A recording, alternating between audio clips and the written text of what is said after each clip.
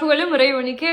அஸ்ஸலாமு அலைக்கும். நான் சுல்தானா பர்வீன். அல்ஹம்துலில்லாஹ், மாஷா அல்லாஹ். நாம் எல்லோரும் ரமலான் மாதத்தினுடைய நோன்பை நோற்றவர்களாக இருக்கிறோம். நீங்களும் நானும் செய்யக்கூடிய நல்ல அமல்களை எல்லாம் வல்ல அல்லாஹ் ஏற்றுக்கொண்டு அதற்கான முழு பலனையும் முழு கூலியையும் அல்லாஹ் உங்களுக்கும் எனக்கும் தந்தருள்வானாக. ஆமீன். இஸ்லாத்தினுடைய பார்வையில கல்வி அப்படிங்கிறது மிக முக்கியமான ஒரு விஷயம்.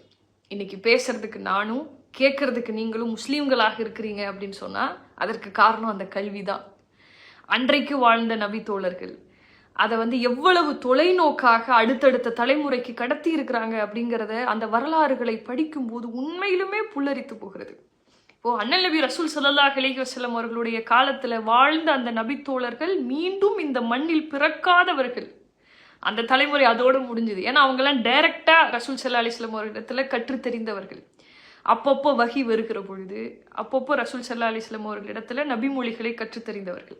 இப்போ இன்றைக்கு அதை நம்ம அச்சு பெறலாம மாறாம இன்றைக்கு திருக்குறான் மடியில தவழுகிறது அப்படின்னு சொன்னா it's not a easy task, it's very big task. அன்னைக்கு அவங்க ரொம்ப தொலைநோக்காக அவங்க எடுத்த முன்னேற்பாடுகள் தான் இன்னைக்கு நான் பேசுறதுக்கு நானும் கேட்கறதுக்கு நீங்களும் முஸ்லீம்களாக இருக்கிறீங்க. அச்சு பெறலாம நம்ம எல்லாத்தையும் நம்ம ஃபாலோ பண்ணிக்கிட்டு இருக்கோம். அல்ஹம்துலில்லாஹ்.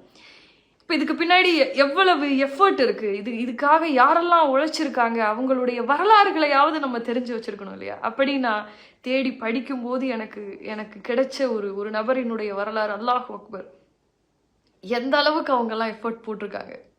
இப்னு அப்பாஸ் ரலியல்லாஹ் அவர் ஒரு பெரும் கோத்திரத்தை சார்ந்தவர், ஒரு பெரும் பணக்காரராக இருந்திருக்காரு, இளைஞராக இருந்திருக்கிறார். அவர் 1450 வருஷத்துக்கு முன்னாடி இப்படி யோசிச்சிருக்காரு அப்படிங்கிறது இட்ஸ் ப்ளூ மை மைண்ட். அவங்க எப்படி யோசிச்சிருக்காங்க பாருங்களேன்.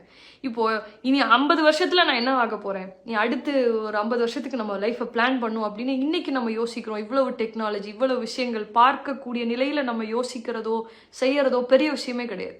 எதுவுமே இல்லாத காலத்துல, பெரிய அளவுல எந்த டெக்னாலஜியுமே இல்லாத காலத்துல அடுத்து ஒரு தலைமுறை இங்கே வரும். அந்த தலைமுறைக்கு நம்ம கற்றுக்கொண்ட விஷயங்கள் அச்சு பெறலாமல் போகணும்னு அன்னைக்கு அவங்க யோசிச்சிருக்கிறதே மிக பிரமிப்பாக இருக்கிறது. அவருடைய வரலாற்றை படிக்கும் போது எனக்கு புல்லரித்து போனது.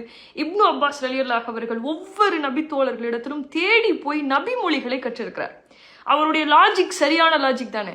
ரசூல் ஸல்லல்லாஹு அலைஹி வஸல்லம் அவர்களுடைய காலத்துல அவர்களோடு இருந்த நபி தோழர்கள் அவங்களுக்கும் வயசாகிக்கிட்டே இருக்கு. ரசூல் ஸல்லல்லாஹு அலைஹி வஸல்லம் அவர்களுக்கு பின்னாடி ஒரு டவுன்ஃபாலை நம்ம சந்திச்சோம் இல்லையா? எல்லாரும் அப்படி மாறி போகக்கூடிய நேரத்துல அன்றைக்கு இருந்த நபி தோழர்கள் எல்லாம் அதை ஓரளவுக்கு கட்டமைச்சாங்க.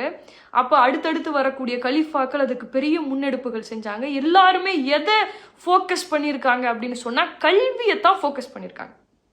நூலகங்கள் இருந்திருக்கிறது அன்றைக்கு இஸ்லாமியர்களுடைய வீடுகள்ல. உஸ்மான்